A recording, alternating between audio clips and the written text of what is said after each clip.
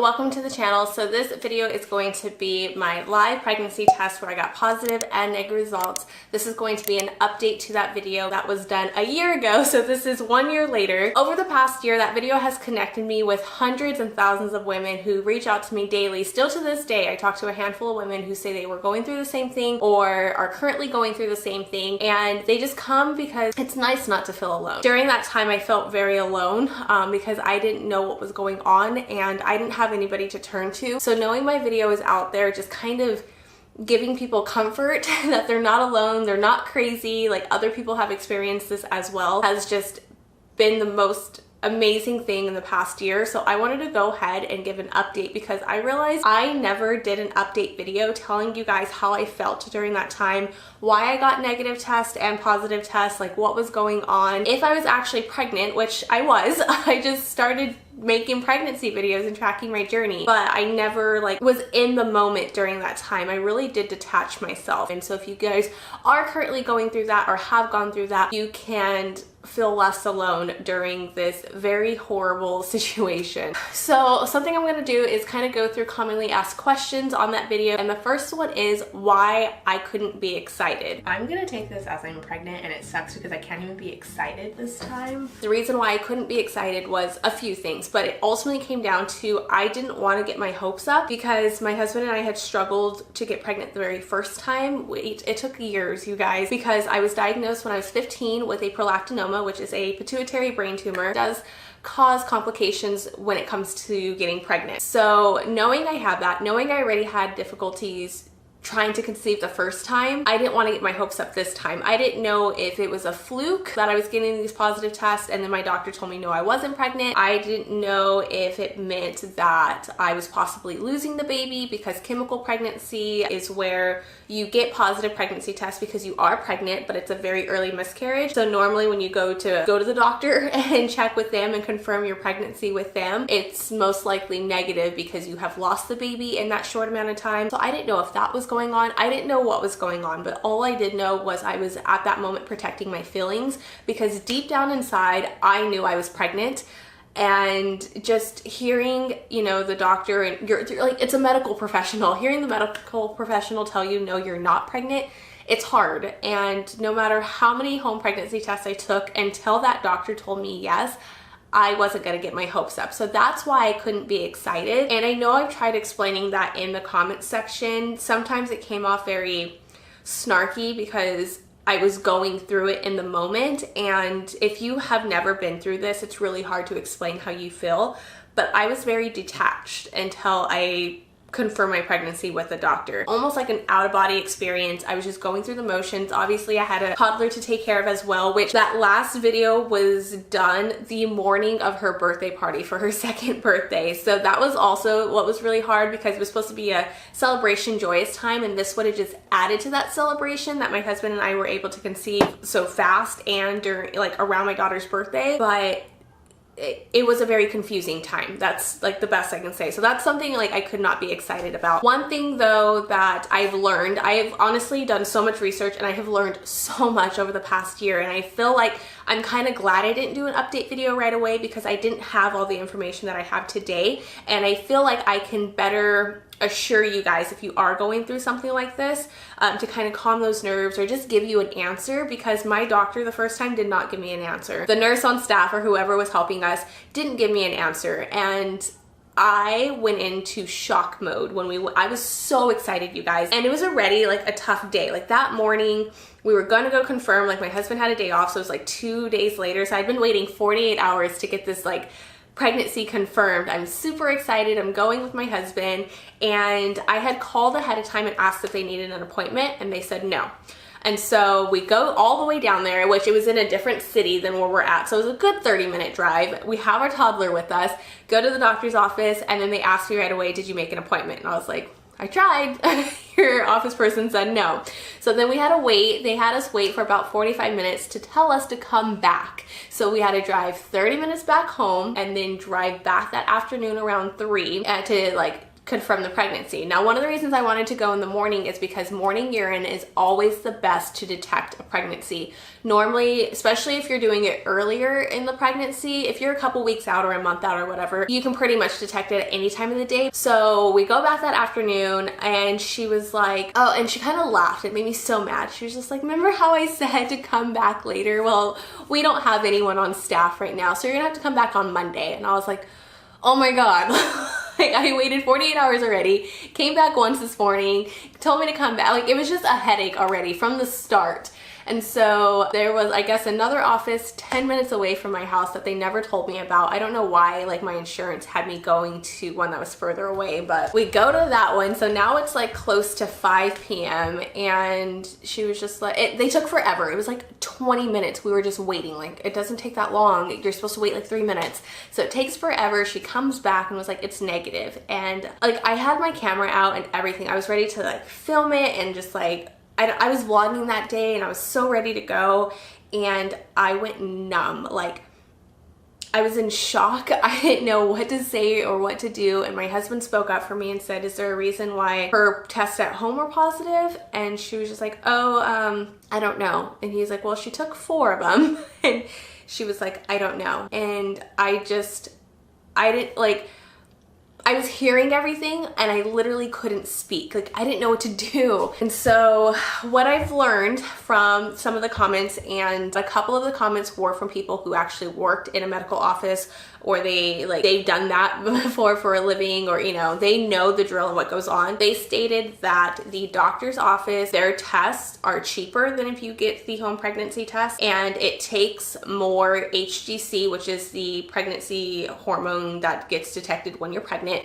It takes more of that, or a higher level of that, to detect a pregnancy on the test at the doctor's office. Just know that could be a reason why you're possibly getting home pregnancy tests that are positive and a doctor's office is negative. Another reason that was stated by a person that worked in the medical office is that if there's a faint line, they're going to basically call that a negative. They have to see the test line darker than the control line. Or if it's super faint, they just don't take the time like we do to look up in the lights and really examine the test. So that's another reason why they could have just skipped it. If that test line isn't dark, they're just gonna call it a negative. I could have asked, which people said that when they went through this, they asked to see their test. That was something I didn't even think about. So if you're going through this, or if you feel like you're pregnant and you're about to go through this, you can ask to see the line to, you know, see if there is a faint line or something. I'll never know what mine was. I will never know if it was just because I took it so late in the day and I was, you know, it was too early to detect. All I know is I have heard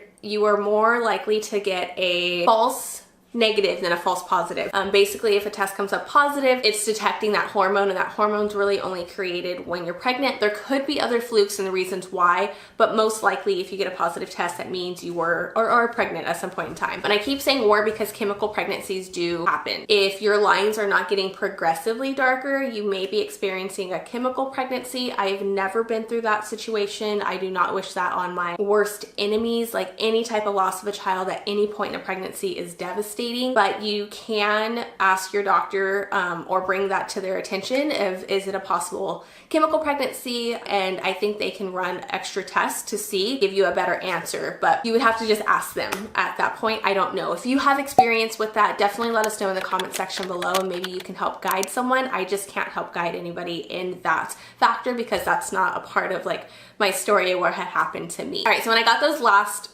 4, I don't know how many tests I took, guys. I took a ton of pregnancy tests. That is 3 different brands, 5 tests. They're not faint that were positive, but I think it was like 4 or 5. So it was that Saturday. I got those positive tests again. So that was like the next day after the doctor said no. I was like, I know I'm pregnant. Like, there's no way I'm not pregnant. I know I'm pregnant. So I took the test and they all came out positive, and that's kind of when I knew, like, deep down in my heart I was, but I didn't want to get my hopes up, so I couldn't actually be like truly excited. So I went to call and confirm my pregnancy again, which is my right to do. And the guy over the phone said, didn't you just came in and we told you no? And that like broke me, you guys. I'm already in like a confused state because I don't know why I'm getting positive and negative tests. And, you know, the office was like, thought it was a joke to send me away and bring me back. And then, like, I don't know. And that was just like the final straw. I was like, are you kidding me? Like, I'm asking to come in for medical advice or help, and you're basically like turning me away. Like, telling me, like, I don't care if you just, like, I don't know.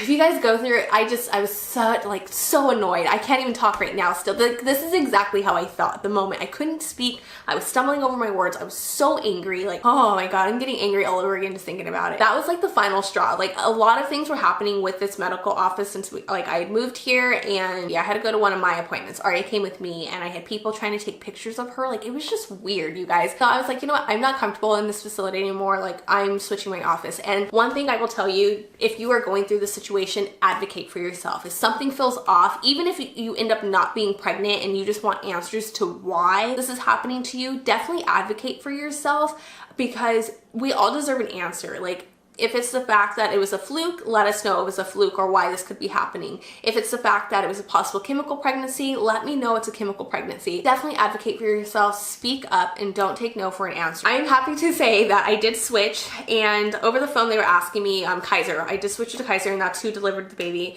And they were asking me questions, things were triggering them. So, and it could have been, thinking back, I was just very stressed because of what had happened the week prior. But, you know, I was having like dizzy spells, I was having cramping, I was having kind of like hot flashes. I was always a little clammy, and they were very concerned. Over the phone, they were concerned, and this is how, like, why I felt so much more calm with them. They thought I was having a ectopic pregnancy because I was having cramping on just one side, and I think it was my left side. I know I didn't update on this. I actually had to go to the emergency room. That's when they confirmed my pregnancy, and I honestly felt such a weight off my shoulder to see the baby. And I saw the flicker of the heartbeat. I wasn't able to hear it, but I was able to like see the flicker of the heartbeat, and they put me exactly where I thought I was. So it was 6 weeks, and I don't know, it just felt so good to know, like, one, I'm not crazy. Like, I knew I was pregnant and I'm not crazy. And just to have a clear answer of like what was going on. And,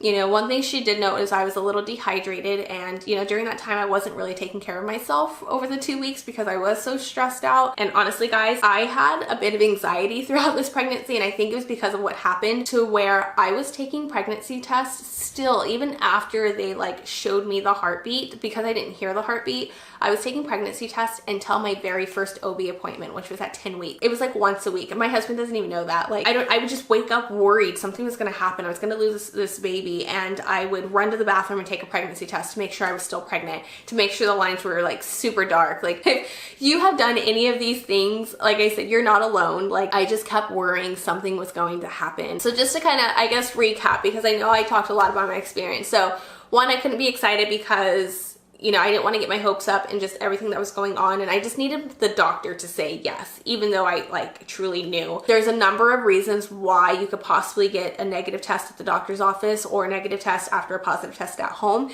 Just make sure you are trying to test after a missed period to lessen the stress, because we can actually put just stress on us testing too early. So, and I know it's hard, guys, and I know that 2-week wait, especially when you're really trying for that baby and it's taken a while or whatever the case is, like, it's hard to wait, but just have patience and make sure you're waiting until your missed period. Obviously, you miss a period and it's faint or you don't have a line, wait about 2 days and try to test again. Mostly the doctors will not see you to confirm a pregnancy until about 6 to 7 weeks, because they want to see a heartbeat, and that's normally where you're able to see a heartbeat or hear the heartbeat, and it's easier to tell you more information at the 6 to 7 week mark. And just like I said, advocate for yourself, guys. If you feel something deep down in your heart is wrong, or, you know, you are pregnant or you are sick, or, you know, whatever the case is, advocate, get second opinions, reach out to people. And, you know, if you feel uncomfortable with your current provider, definitely talk to your insurance and see if you can get it switched to somebody else.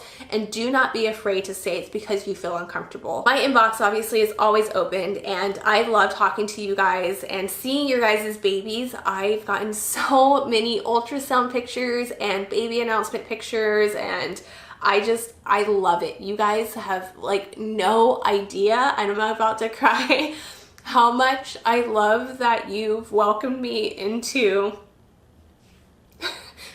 such an intimate part of your lives. Like, I didn't think I was gonna cry, but it is very special that you guys do that, and you know, you trust me to come to me and just make me your friends, you guys, and I love it so much, and I love you guys all so much. Oh.